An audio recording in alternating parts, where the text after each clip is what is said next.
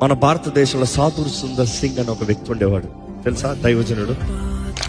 ఆయన చేసిన సేవ ఎంతో ఘనమైంది, మనందరికీ తెలుసు. ఆయన రక్షించబడిన విధానం చూసినప్పుడు ఆయన ఒకటే ఆశపడ్డాడు, దేవుడంటూ ఉంటే నన్ను దర్శించాలి.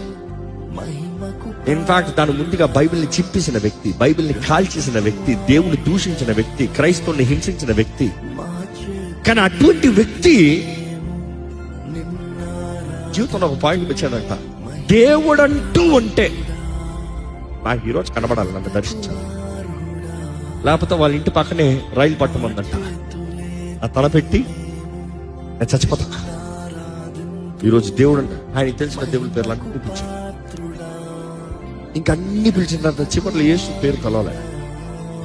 అన్ని అయిన తర్వాత ఇంకా విసిక్కి అసలు దేవుడు అంటూ అంటే నాకు కనబడ్డాడు అన్నప్పుడు అప్పుడు యేసు ప్రభు దర్శించాడు. అప్పుడు తన జీవితంలో తను చేసిన నిర్ణయం, అప్పుడు తన జీవితంలో తన దేవుని చేతుల్లో సమర్పించుకుని ఎవరినైతే ఆశ్రయించుకున్నాడో ఆయననే ప్రకటిస్తాం ప్రారంభించాడు. తన కుటుంబం అయితే ఏమాత్రం అంగీకరించాడు.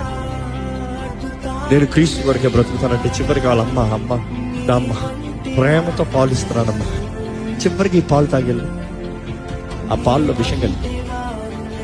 విషం కలిపి తల్లే చేతులారా పాలు ఇచ్చింది. నా బిడ్డ బయటికి వెళ్ళి క్రీస్తుని ప్రకటిస్తాను కానీ వాడు చచ్చిపోతాం నేననిచ్చింది.